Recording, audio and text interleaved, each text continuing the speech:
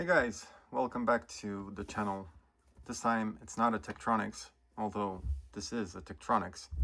So I got a new toy to play around with. It's a Siglent, the new 2000 series HD scopes.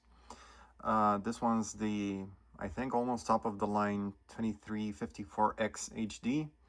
It's a 12-bit vertical scope, 350 megahertz input bandwidth, 2 gig samples per second, and it's a really nice scope. This has quickly turned into almost my favorite scope that I've used recently, solely because it's very nicely laid out. It's nicely made.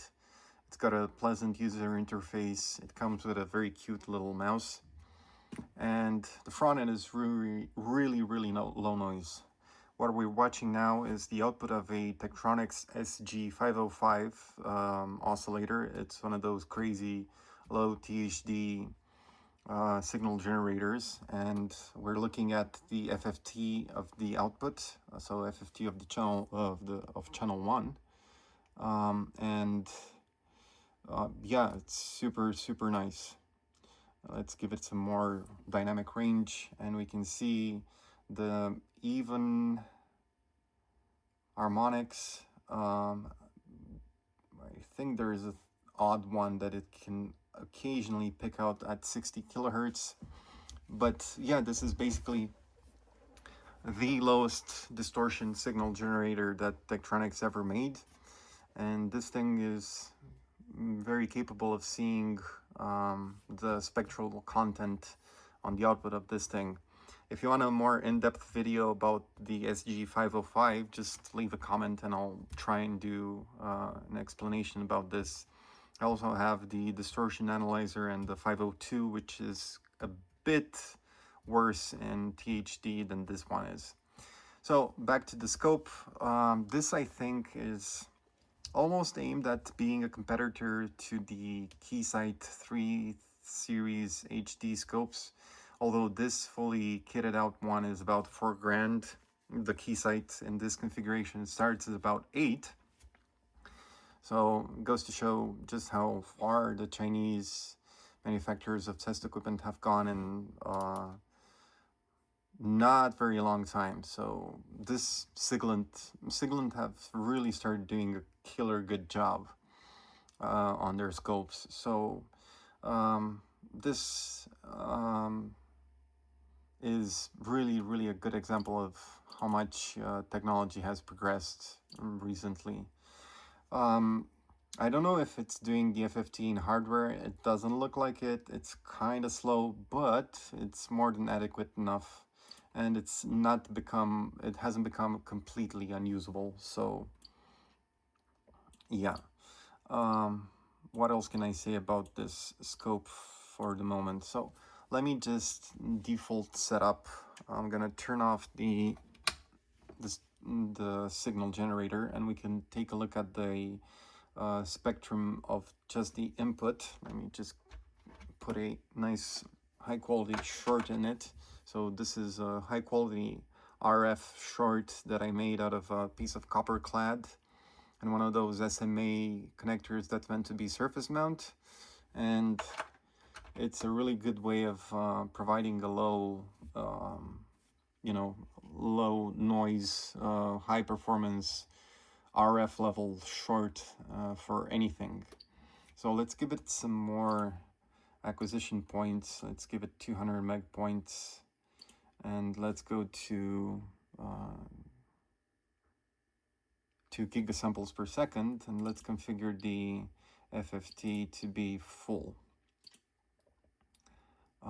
Span, let's see if it has a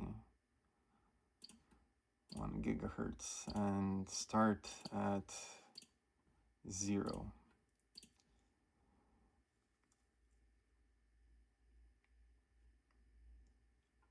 It doesn't do a full, of course, it doesn't do a full 2 gigahertz span. Sorry, I should have thought about that. But, and it doesn't do that because of the number of points that it allows the FFT to acquire, but you can still see that it's pretty low noise. So quite impressive. Actually, if we hit the default setup, first of all, you can see just how it can be pretty slow at times, especially when switching configurations. This wasn't that bad. But if we look at the, it's still not done. Okay, now it's responsive again. So maximum sensitivity for the scope is 500 microvolts per division, and it's true hardware, so it has that sensitivity at the full bandwidth. Some, I think a Regal scope doesn't. And if we go to, let's give it 20 meg points, 200 meg points again. And if we measure a simple, we have a RMS, where is the RMS? We have a 650-ish, 670-ish microvolts peak-to-peak noise, which corresponds to about 200-ish microvolts RMS of noise. This is basically in the ballpark of the 3 series HD scope from Keysight, which is really impressive. Okay, it has a really nice thing, which is zone triggering, so you can draw a zone and the trigger only takes place when it intersects that zone. This is really good for infrequent things. This has a lot of waveform updates per second. I think it's got 100,000 updates, waveform updates per second. The encoders are all pushable, which I really enjoy. It has a nice zoom, akin to the Tektronix wave inspector, but only using one knob. It does all sorts of protocol analysis and decodes and stuff like that. And because it has a built-in signal generator, it can also do Bode plots or Bode plots. If I recall correctly, the guy Bode preferred to say it's pronounce his name Bode, but it's actually sort of I think a Dutch name, so it's Bode. So yeah, it does all sorts of protocol decoding. It has a lot of power analysis functionality, and it's a very nicely equipped scope. I'm just trying to move some stuff out of the way for the moment. One quite a bit disappointing thing is that it doesn't have any smart connections on the front for the probe, which is, I don't know why it has an FFT enabled now, but it doesn't matter, we can just turn it off. One of the disappointing things is that it has no power or ID on the probes. So they're relying on externally powered probes, and they do have some current probes and active probes and stuff like that, but they all require a USB. It also has a 16-channel digital analyzer, for which I don't have the logic analyzer, for which I don't have the probe. And it comes as standard with, I think this version comes as standard with 500 megahertz probes. Maybe all of them do. But let's skip the waffle and let me set up a short demo. I want to show you the Bode plot functionality because it's quite good. Be right back.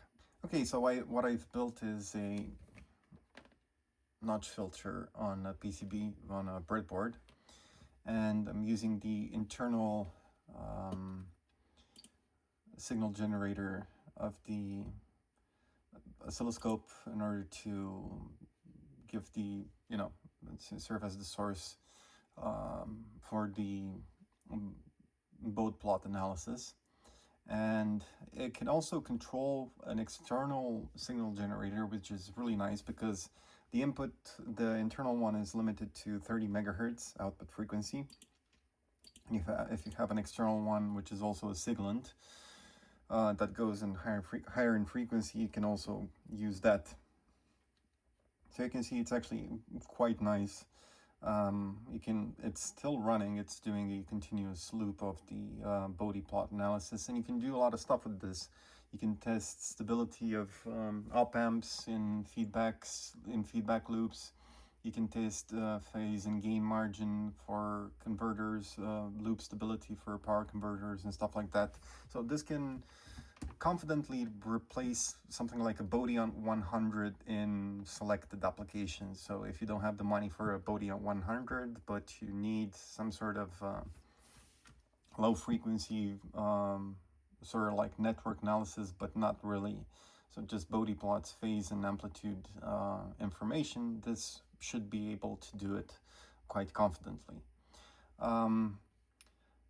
As I said, the signal generator by itself and the internal one only has one channel, and it only goes up to 30 megahertz. I'm not entirely sure about the sampling rate or anything else. I haven't seen the full brochure of this thing, and I really don't care that much about the full brochures for the oscilloscopes and stuff like that. I'm not the kind of person that looks at specifications.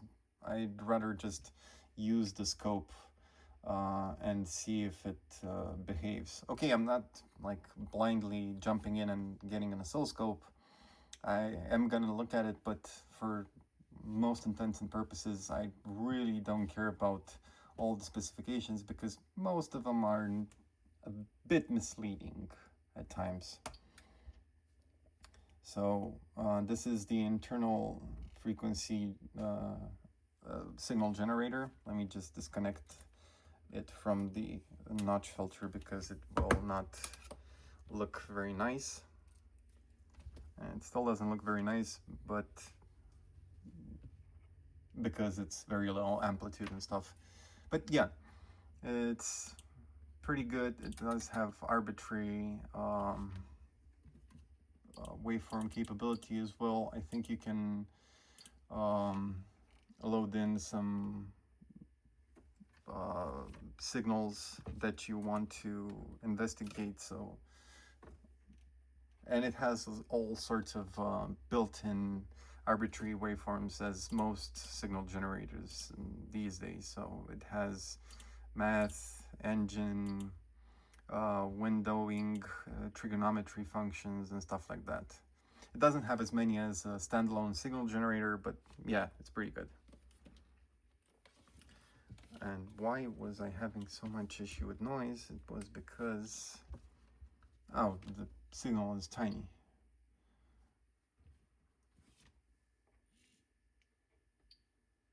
1 volt peak to peak. And you can really see the advantage of having 12 bits of vertical resolution. Yeah, you can see just how, well, for example, there's some overshoot on the beginning and ending of the staircase, and there's some noise on the staircase itself and stuff like that. So although I still am of the opinion that for most applications an 8-bit scope is enough, sometimes having those extra bits of resolution are useful. This thing also has a extended resolution acquisition mode, which can give you up to 3 more bits, but severely limits the bandwidth of the scope. So yeah. Speaking of bandwidth, let's take out Old Faithful and see how it behaves with a input pulse. So we're at about a volt per division, and we're looking for a trigger, and let's do a measure, an advanced one, and I just want to see the rise time. So this should be in horizontal, and it's rise time. Okay, so it's 600 and something picoseconds, which is actually better than advertised. I think they say about 1 nanosecond for this bandwidth and rise time in the datasheet. This is a bit better, so it means that it has actually a bit more than the 350 megahertz of bandwidth. Actually, let's check. Maybe it has the system info. Maybe it has the software option for, nope.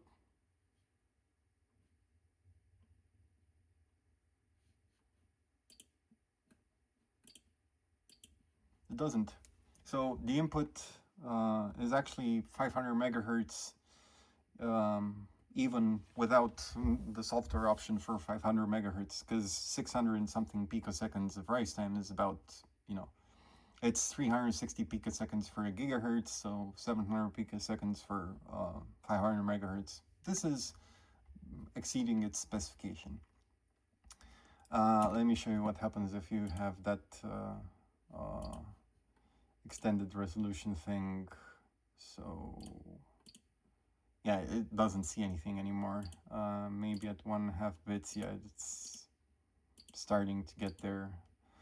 But with half a bit of extended resolution or enhanced resolution, you lose quite a lot of bandwidth, and with 1 extra bit of resolution, you've basically cut your bandwidth in half. And yeah, so it's doing some sampling stuff in there, you know. It's not technically lying, but it's not actually super honest either. It's giving you it's masking some of the junk, basically. That's what it's doing. Let's take a look at, so it does have frequency counter, histogram, Bode plot, as I said, a DVM, which is useless on any scope, mask test, protocol decoding. It has that sort of segmented memory, so you can do multiple acquisitions, and you can look through each and every one of them and see what happened. And it has a sort of comprehensive suite of power analysis that you can enable, but that requires differential voltage probes and current probes. Now, I do have a current probe.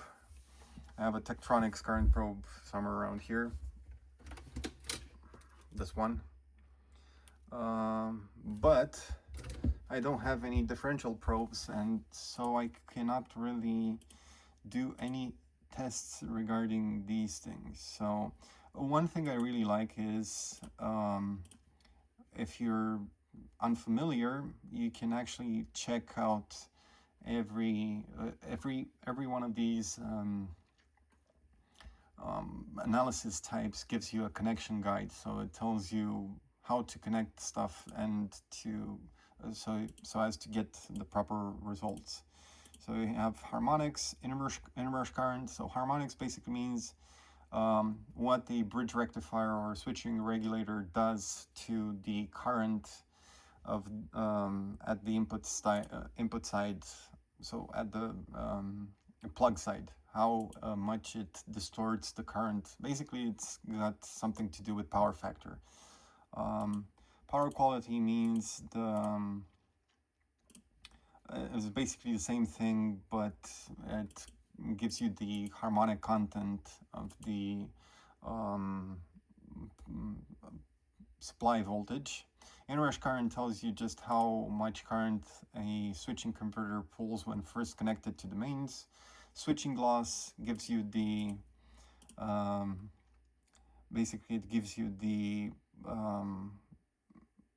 it calculates how much power is dissipated while the MOSFET in a switching regulator is transitioning between on and off, because overlap of voltage and current gives switching loss in the MOSFET, and this can basically tell you how much power you're wasting in switching. Slew rate is just measuring the slew rate at which the MOSFET is switching. This is, I got no idea what this is. Modulation. I have no idea what this does. Probably somebody in comments will know. I didn't do a lot of power analysis in my time, so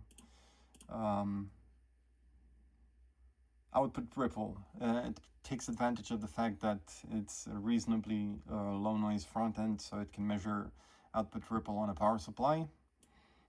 Maybe we can try and do that, but I don't think it's very interesting because there's really not much. You can do output ripple basically on any decent oscilloscope. Turn on and turn off time is basically the time it takes for a power supply to turn on and off since you've enabled it.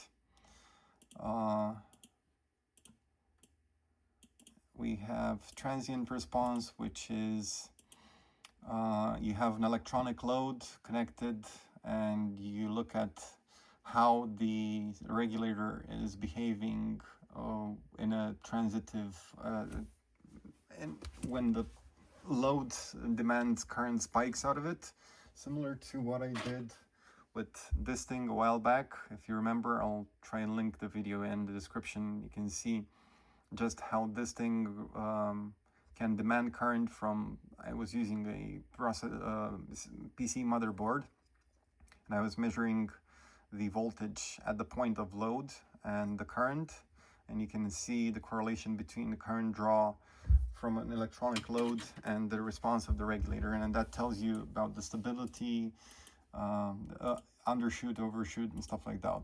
You have power supply rejection ratio, and this is basically, this needs a kind of a Bode plot analysis.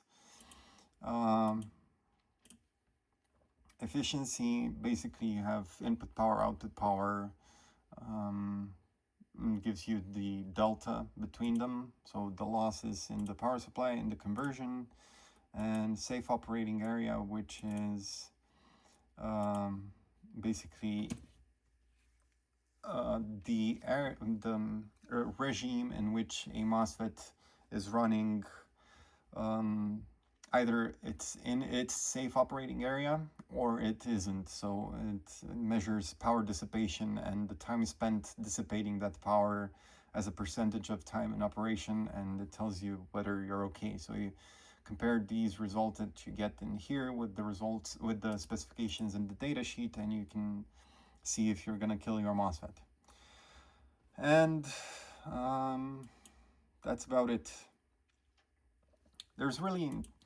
It's really hard to do a proper review on an oscilloscope these days. They're all pretty good lately. The screens are basically kind of the same. They all trigger well. They are all sufficiently fast. They have enough waveform updates per second for most applications.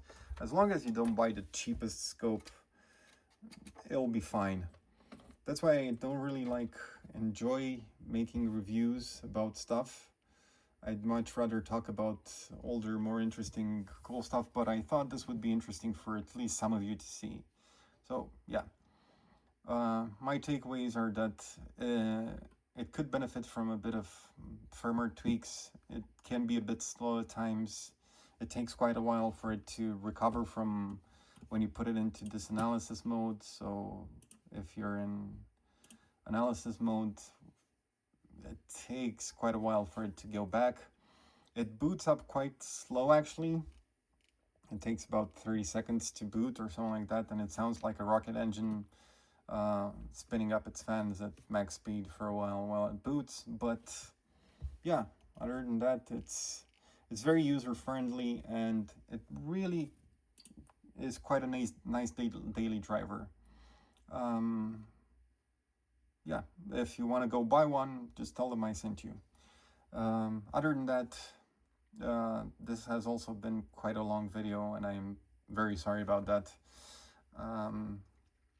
Hopefully you took something out of it. I'm not sure. Anyway, thanks for watching and have a nice day. Bye.